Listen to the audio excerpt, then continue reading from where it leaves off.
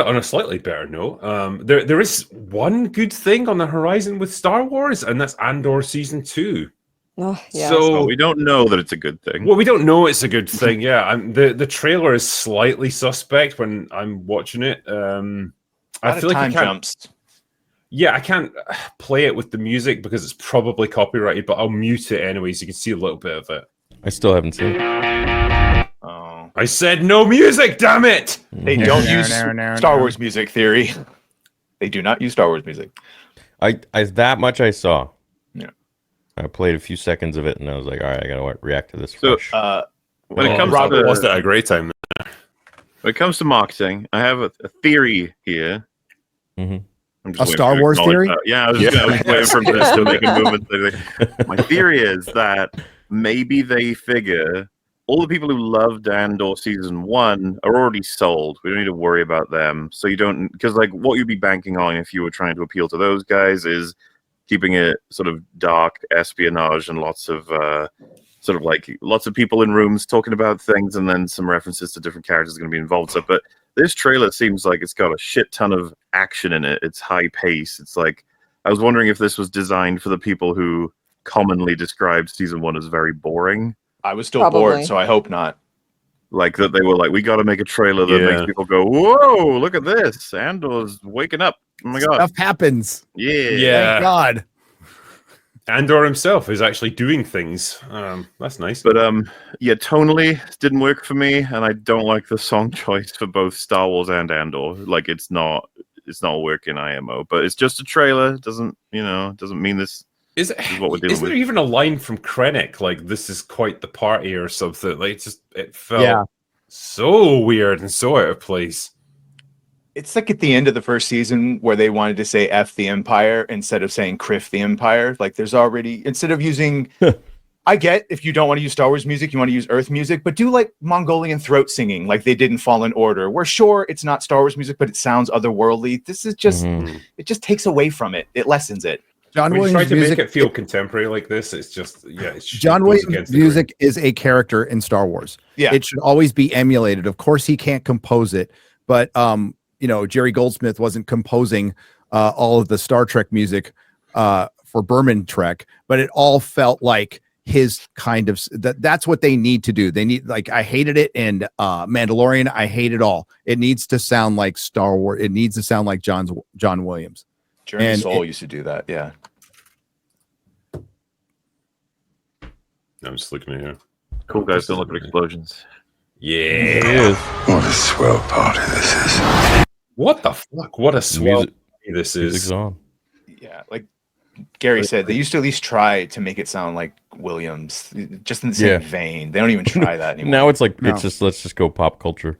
Mm-hmm. That's the thing. Like that's why in shows like Star Trek, if you ever got a character listening to music, it would never be whatever is like pop music in the 24th century, because that would just be cringy as fuck.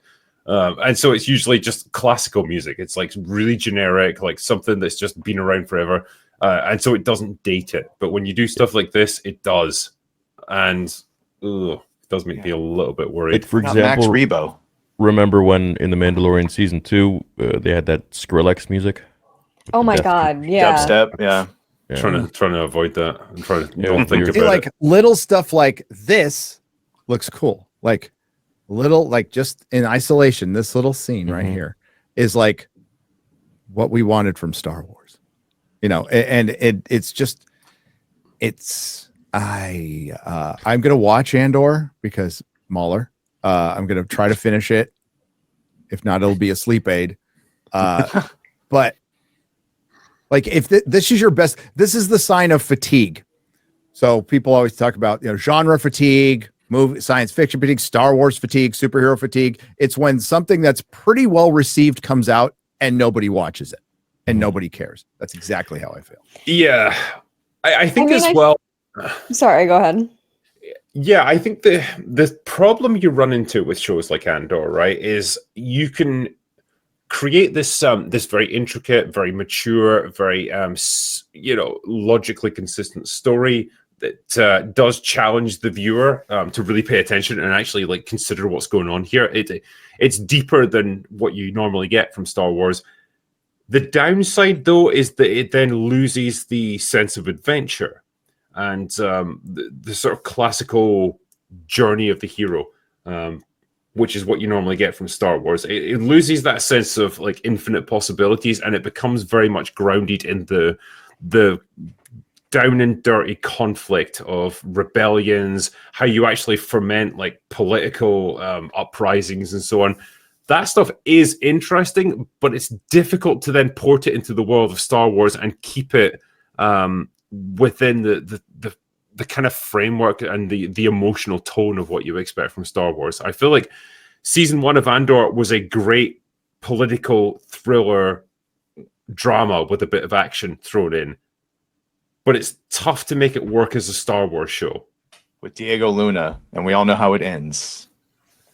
Yeah, and that's part of the problem as well. Spoilers, man. Yeah, Vader. He Vadered. I still maintain the only reason everyone loves Rogue One, and they all say it, is the Vader scene at the end. If that was not there, it would not have nearly the love that it gets. But I think George Lucas himself described it like Star Wars is a soap opera. It's a melodrama. All the dramatic elements are heightened to the point of it being like a soap opera, but just played out on a galactic scale in a sci-fi setting.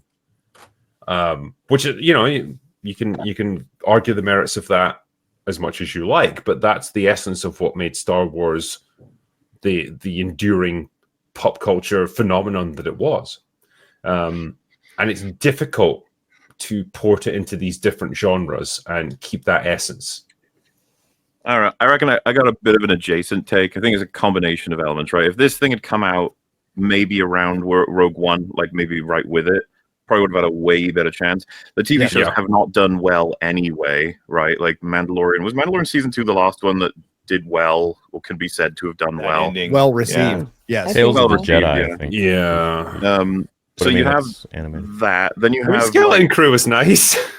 Well, that's another one. Like I enjoyed it. Nobody cared. Yeah, Nobody it's cared, people watching. Yeah, no one cared. Yeah. So like another problem for Andor is, I don't know, the marketing didn't, like, people weren't talking about it at all. The first arc they ran with, which is the one everyone took a chance on, just didn't hook people. It was like a serious problem, especially considering what most people talk about with Andor is the prison arc or the heist arc, which a lot of people didn't see at all. My co-host stopped at 6 episodes. I was like, please just watch. He's like, I shouldn't have to watch the 7th episode. Yeah, like, but that's the best arc. And that's the thing. It's all like it's all just going to make it collapse. And I don't know, like could it have fit in as like maybe at a different time? But like right now, I have no idea what Andor season 2, like what its success chances are. I really have no clue. Did you see the release? 3 episodes a week. 3 episodes per week. Yeah, it's a year jump. It's an era per week, right? That's Yeah. crazy. So that's How many a movie episodes is it supposed to be if they're dropping 3 every 12. week? 12. What? Well, that's 12. kind of stupid. I don't That's know. a little movie every week. Yeah. Yeah. That is, You got to sit that's there a for lot an to hour and a get half through. every week. Yeah, I'm gonna be bro. so fucking pissed off if I got to watch 3 in a day, like to do open bar for it. Bro. That's a lot.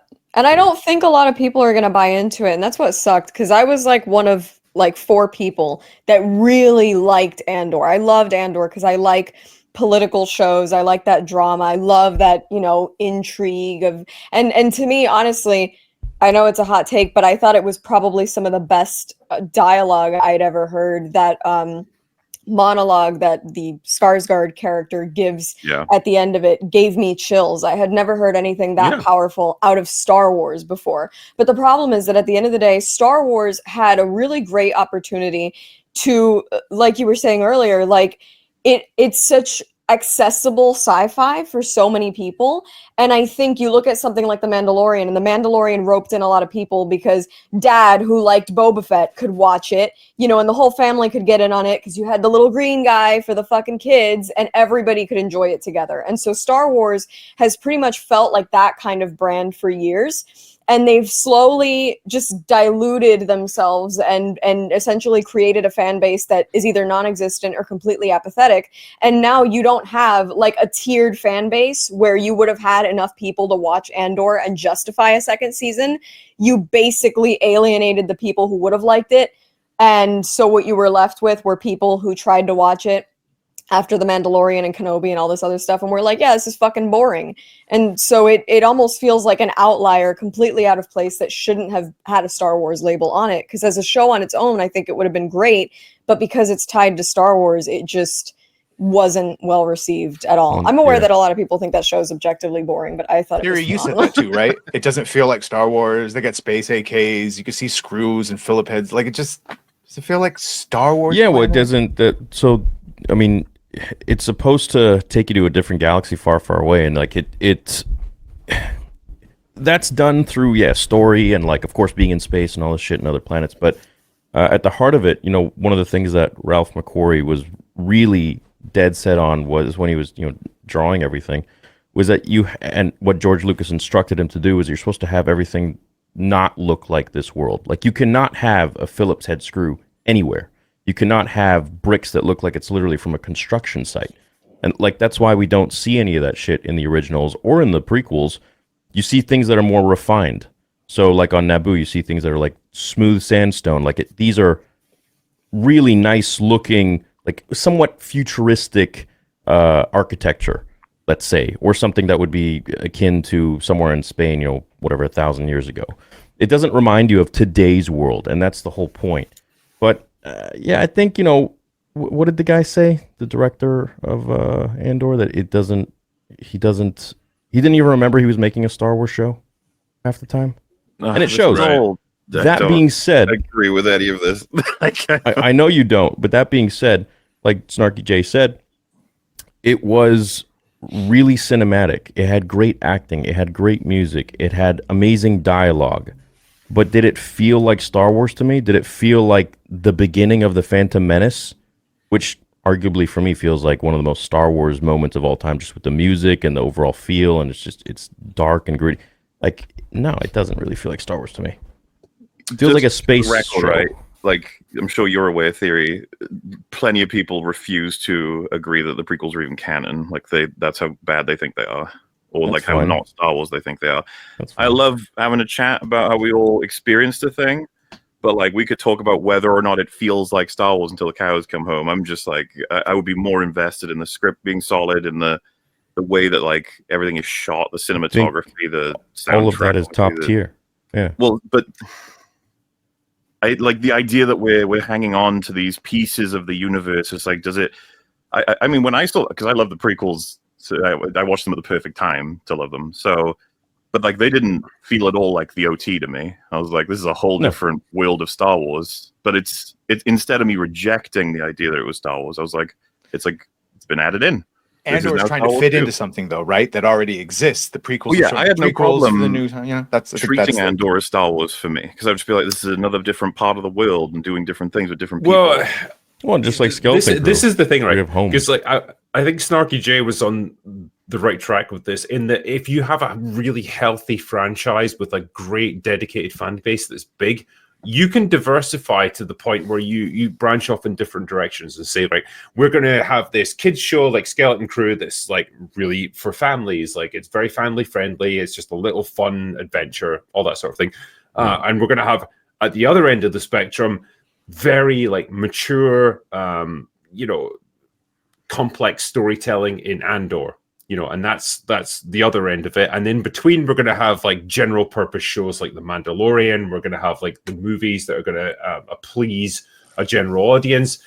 And it's great if you've got the fan base to make that work. Then that's awesome, because then there's something to cater to every taste. But it relies on you having a healthy fan base that's really engaged with everything that you produce. And if you don't have that foundation, you need and that's Robert Ryan Burnett's brought it up. What's Star Wars about now? We don't know. It's about itself. It's self-referential. Sorry to pull the old card, but as I wish I could bottle up and share with you guys when I saw Star Wars for the first time as a wee little lad, and it looked so fucking alien. Like we had never seen anything like that before. We're like, what the fuck is this?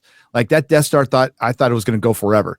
People gasped in the movie theater, and you don't get that kind of wonder. I see Andor, 3 episodes, so I'm not going to judge because I haven't seen it all, but it just felt like a Netflix sci-fi show.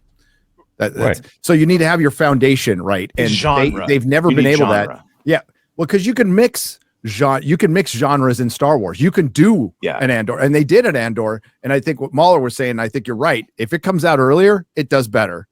When the basis of Star Wars at least is perceived to be in a healthier space than it is. Because I've heard Robert say it a billion times about every single franchise, but because it's essentially like, instead of going back and doing what George did and referenced, Flash Gordon and samurai films and all that things, they just go back and they self-reference Star Wars. And so it's just copying itself. And you just need to go back to those earlier sources. Is this just the result of like whatever the cultural memory of the writers is? Like in George's case, like he grew up with the serials of the 40s and 50s, and like he remembers that stuff. So that's what he wanted to reference when he did Indiana Jones, Star Wars, etc. Like that classic pulp fiction type stuff. Now, the writers that we have nowadays grew up with Star Wars, so they can't reference anything but Star Wars because they didn't have that cultural memory of anything else. That's all they're capable of doing now, and it's to an extent it's unavoidable. Like as we progress through the generation as well, the stuff that we have now gets distilled down to the point where it's nothing anymore. It's just cultural sludge. Yeah, out of curiosity, basically as a culture, this I'm out. I'm leaving. It's gonna go watch the Daisy Ridley movie now. I'm gonna lock myself in a bunker and just watch The Cleaner until I go insane.